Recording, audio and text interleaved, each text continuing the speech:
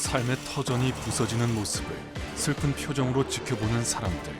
우리가 그동안에 모아놓은 거를 이제 버티다가 6천만 원이도 까먹고 살던 집이 그 전세 지금 월세로 좀 옮겼어요. 돈이 없어가지고 그런 상황이었어요.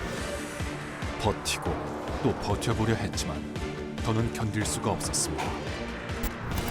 치열한 경쟁과 내수 부지 그리고 치솟은 재료값에 임대료까지 스스로 문을 닫는 길뿐이었습니다.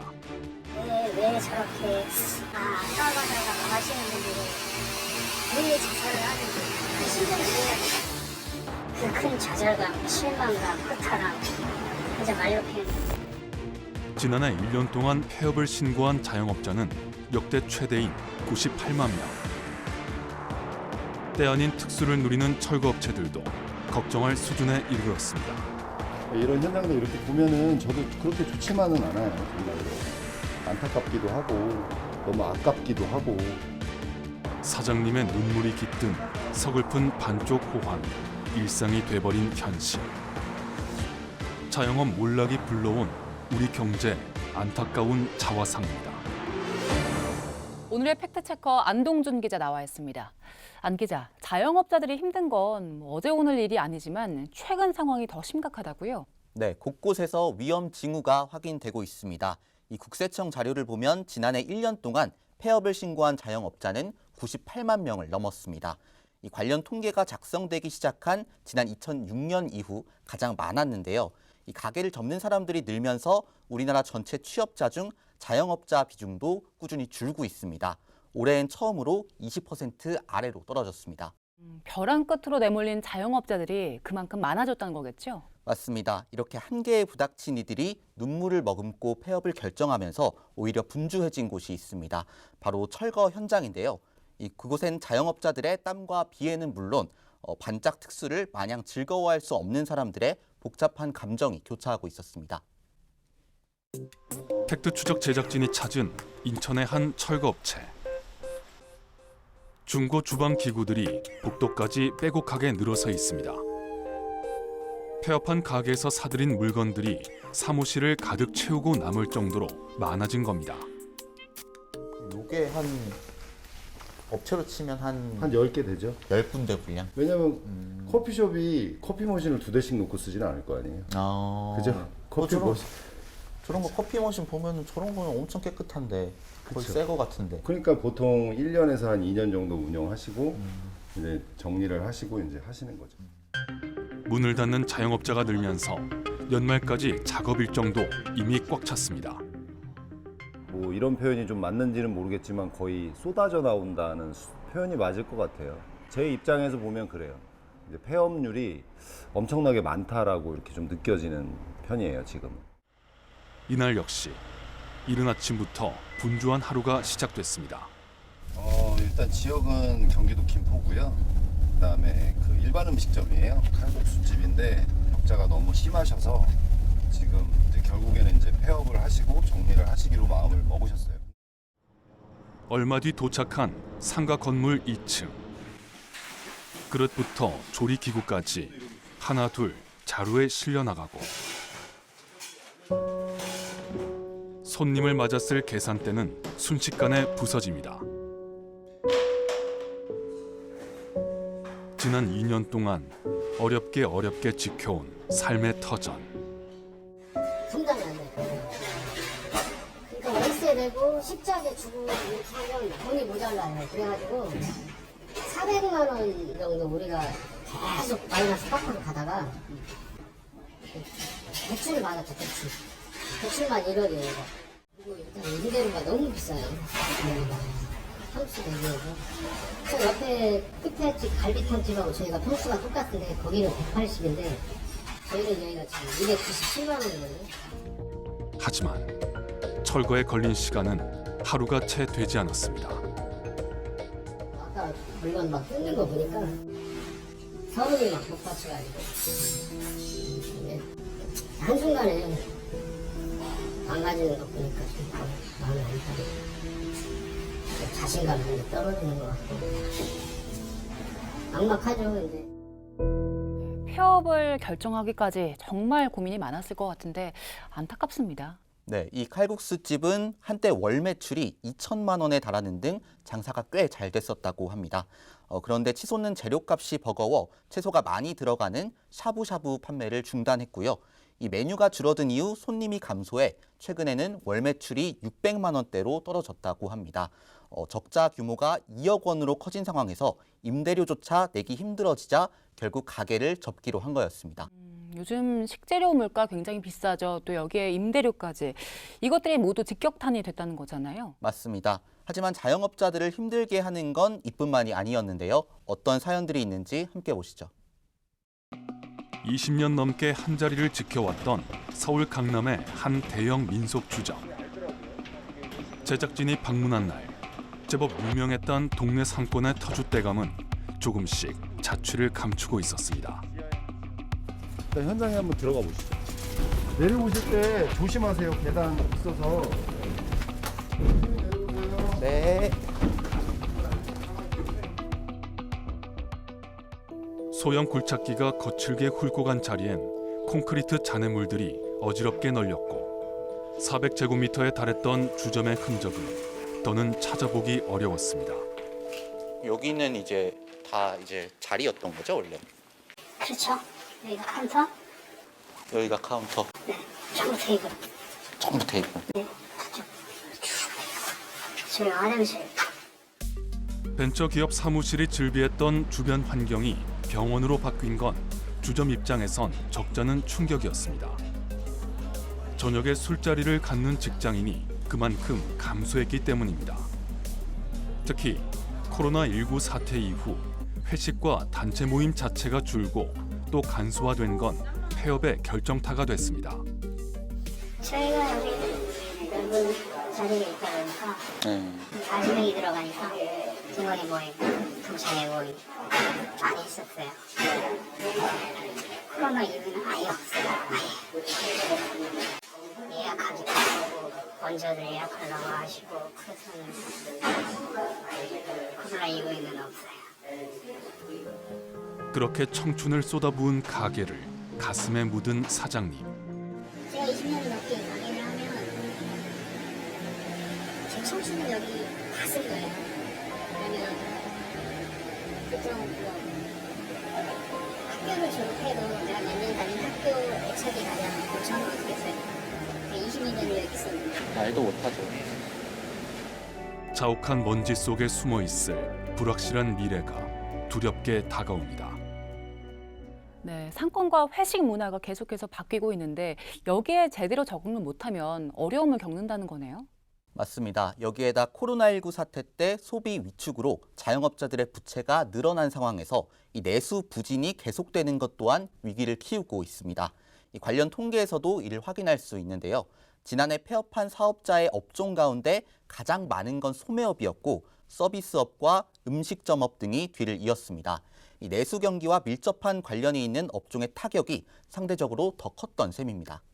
지금 경제가 일단은 자영업자한테 상당히 이제 좀 불리한 상황이죠. 내수 경기도 안 좋고 또 그다음에 이런 소비 활동 자체도 전체적으로 이런 예전에 비해서 모임도 그렇고 또 저녁 시간대는 이런 이 경제 활동, 소비 활동이 많이 위축돼 가고 있기 때문에.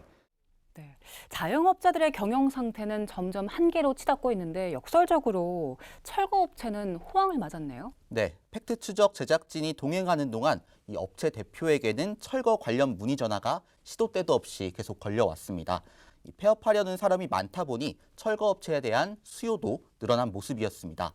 그런데 이 업체 대표의 표정은 그리 밝지 않았는데요. 그 이유를 알아봤습니다. 인천에 사무실을 차리고 5년째 철거 일을 하는 이호영 대표. 휴일도 없이 전국을 다녀야 할 만큼 눈에 띄게 일감이 늘었습니다. 하지만 마음이 편한 건 아닙니다. 계속 아침부터 저녁까지 다른 사람이 안 되는 거, 슬픈 거, 막 심지어는 막 망해져 가는 거 이런 것만 쳐다보면 저도 그렇게 심신적으로는 그렇게 좀 좋지는 못하죠. 안 좋아요. 왜냐하면 대부분이 눈물을 좀 보이시고 막 자기 막 자식 같은 이런 거를 어디 막 떠나보내야 하는 그런 심정으로 자꾸 바라보시니까 자영업자의 슬픔이 깃든 철거 현장이 매출로 연결되는 아이러니한 상황. 때 아닌 특수에 한층 치열해진 경쟁도 부담입니다. 실제로 지난 1월부터 8월까지 새로 등록된 건설 폐기물 처리 업체는 411곳. 전년 같은 기간에 250곳과 비교해 무려 64% 넘게 증가했습니다. 엄혹한 경쟁의 굴레가 철거업에도 씌워지고 있는 겁니다. 비용이 부담돼 폐업 자체를 못하는 이들이 적지 않은 건 역시 걱정스러운 부분입니다. 폐업을 하는 데 있어서 비용이 얼마나 들어가는지 쉽게 말해서 망한 상태에 지금 가진 게 아무것도 없잖아요. 근데 여기에서 또 뭔가가 이제 비용이 들어가야 되는 부분이 있고 내가 신경 써야 되는 부분이 있다 보니까 그 부분이 가장 큰 고민이라고 할 수 있죠. 벼랑 끝 자영업자들도 같은 생각일까? 서울 강남에서 초밥집을 운영한다는 강영수 씨는 폐업을 고민한 지 1년이 다 돼서야 철거업체에 문을 두드린 사연을 털어놨습니다. 한때 월 8천만 원에 달했던 영수 씨 가게의 매출. 그러나 코로나19 사태 때 한 번 꺾인 뒤로는 좀처럼 회복되지 않았습니다. 지금도 뭐 주고 하고 나면 이제 제가 가져가는 것 자체가 지금 없어진 상황이에요. 그리고 이제 다시 이제 계약을 제가 10월 20일, 10월 30일이 마지막인데 그때 이후로 만약에 제가 마음이 바뀌어서 갱신을 해도 월세는 또 올라갈 거예요. 가게 문을 닫고 싶어도 은행 대출금이 발목을 잡았습니다. 영업 유지를 조건으로 돈을 빌린 터라 폐업하면 당장 거액의 대출금을 갚아야 했던 겁니다. 이러지도 저러지도 못하는 답답한 현실은 영수 씨의 고민을 더 깊게 했습니다. 지금 대출이 많으신 분들은 더 많이 힘드실 거예요. 근데 이쪽 저쪽에서 다중으로 빌리시는 분들은 정말 진짜 요즘 뭐 얘기 나오던 뭐 좀비 가게? 그렇게 생각할 거예요. 여기도 그런 상황이나 마찬가지입니다. 상황을 보니까 장사를 하면 할수록 손해가 나는 상황인데 대출금 갚는 게 무서워서 문을 닫지 못하는 경우도 있다는 거네요. 네, 통계를 보면 자영업자들의 대출 잔액은 꾸준히 증가하고 있는데요. 이와 동시에 연체 규모도 커지고 있습니다. 빚내서 장사는 하고 있는데 그 빚을 제때 갚지 못할 만큼 수익을 못 내는 자영업자들이 늘고 있다는 의미입니다. 이른바 빚 돌려막기로 불리는 다중채무에도 경고등이 켜졌습니다. 여러 곳의 금융기관에서 돈을 빌린 다중채무 자영업자들의 연체율은 지난 2021년 2분기 0.56%였는데요. 3년 뒤인 올해 2분기에는 1.85%로 3.3배나 껑충 뛰었습니다. 네, 이렇게 위기에 놓인 자영업자들은 폐업 비용도 상당히 부담이 될 것 같아요. 네, 2023년 소상공인 재기 실태조사 결과를 보면 폐업에 들어가는 돈은 평균 1,558만 원이었습니다. 단순히 집기류와 인테리어 등을 철거하는 비용 외에 추가로 지출해야 하는 돈이 상당합니다. 밀린 종업원 급여나 남은 임대료, 건물 원상 복구 비용, 계약 해지 위약금 등 항목도 다양한데요. 이 돈이 없다면 가게를 접고 싶어도 문을 닫기가 힘듭니다. 정부에서 최대 250만 원 정도를 지원하고는 있지만 턱없이 부족한 실정입니다. 네, 그런데 지금 얘기한 폐업은 사실 최악의 상황인 거잖아요. 거기까지 가기 전에 창업과 운영 단계에서부터 뭔가 대비가 필요한 거 아닙니까? 네, 전문가들은 무턱대고 자영업 전선에 뛰어들었다간 큰 낭패를 볼 수 있다고 지적합니다. 이 상권 분석 등 철저한 준비 없이 창업할 경우 실패할 가능성이 크다는 건데요. 추가로 취재한 내용 함께 보시죠. 한때 서울의 대표 상권으로 꼽혔던 이화여대와 신촌 인근 거리. 옛 명성이 무색하게 지금은 점포 곳곳이 비어 있습니다. 이 일대 상가 공실률은 18.3%. 서울 평균의 3배가 훌쩍 넘습니다. 예전에는 이렇게까지 공실이 많지 않았습니다. 외국인 관광객과 학생 등 유동 인구의 급감, 특색 없는 업종 등은 상권 경쟁력을 떨어뜨렸습니다. 덩달아 매출마저 줄었고 비싼 임대료를 감당하지 못한 상인들은 하나둘 가게 문을 닫았습니다. 이런 폐업의 아픔을 겪지 않으려면 어떤 준비를 해야 하는 걸까? 전문가들은 상권 정보 시스템 등을 활용해 눈여겨본 지역을 미리 꼼꼼히 조사해야 한다고 조언합니다. 주변의 경쟁 가게는 몇 개나 되는지, 임대료와 재료값, 인건비 등 총 비용은 얼마나 될지, 또 이를 제외한 순이익을 얻으려면 매출은 어느 정도가 돼야 하는지 등 따져볼 게 많습니다. 운 좋게 잘 벌려서 하신 분들은 그래도 본전 이상이라도 조금 그래도 벌어가실 수 있는 거고, 이게 안 되는 분들은 아 내가 선택 잘못했네 하면서 그냥 멍멍만 하다가 이제 또 문 닫는 거고 그렇게 되는 거죠. 특히 유행을 쫓아 너도 나도 같은 품목에 뛰어드는 건 주의해야 합니다. 정말 유망한 업종인지 아니면 단순 유행인지 옥석을 가리지 않는다면 실패 확률이 높아지기 때문입니다. 열풍에 힘입어 급증했던 대왕 카스텔라와 탕후루 가게들은 지금은 어려움을 겪고 있습니다. 어느 업종이 잘 된다고 해가지고 우후죽순처럼 생긴다고 해서 그 시장이 계속 늘어나는 건 아니니까 창업하시는 분들도 그런 시장 조사라든가 이런 부분도 좀 철저하게 하셔서 경쟁률을 좀 낮출 수 있는 부분이니까. 이런 꼼꼼한 창업 준비 외에도 이미 위기에 직면한 자영업자들을 위한 대책도 필요할 것 같은데요. 네, 상황의 심각성을 인지한 정부도 움직이고 있습니다. 저금리 대출 전환 대상 확대, 정책 자금 등의 상환 기간 연장, 전기료 지원 대상 확대 등 여러 지원 방안을 잇따라 내놓고 있는데요. 현장에서는 여전히 조건이 까다롭고 혜택의 폭이 좁다는 볼멘 소리도 나오고 있습니다. 실질적으로 도움이 되기에는 너무 까다롭죠. 그래서 혜택 받는 것도 얼마 안 돼. 그래서 그런 정책들이 많아요. 그래서 실제 장사를 해본 사람들의 자문을 구해서 좀 했으면 좋겠어, 정책을. 네, 나라 재정에는 한계가 있어서 무작정 돈을 풀기는 어려운 거잖아요. 좀 더 근본적인 대책은 없습니까? 전문가들은 금융 지원 위주의 단기 처방만으로는 창업과 폐업, 그리고 재창업이 반복되는 한국 자영업의 위기를 극복하기 힘들다고 지적합니다. 이 구조적인 문제 해결에 힘을 쏟아야 한다는 건데요. 이를 위해 우선 정부 차원의 창업 교육 강화가 거론되고 있습니다. 이 포화 상태인 자영업 생태계의 현실을 알려주고 이곳에서 살아남기 위해 필요한 핵심 역량을 키워야 한다는 겁니다. 회전문 창업이라는 이제 문제 제기가 많았어요. 또 결국 여기서 문을 닫고 또 다시 또 다른 또 자영업으로 창업을 하게 돼. 그러면 이분들이 결국은 또 어려운 시장에 다시 또 들어오는구나. 이럴 때 그러면 정말 경쟁력을 가지고 들어와야 되죠. 인근 자영업자들이 서로 힘을 합치는 모델도 주목받고 있습니다. 일본에서는 소규모 상점들이 지역 특화 상품과 서비스를 함께 만들어내도록 지원하고 있는데요. 이 자영업자들의 협업과 조직화를 도와 경쟁력을 키울 필요가 있다는 주장이 나오고 있습니다.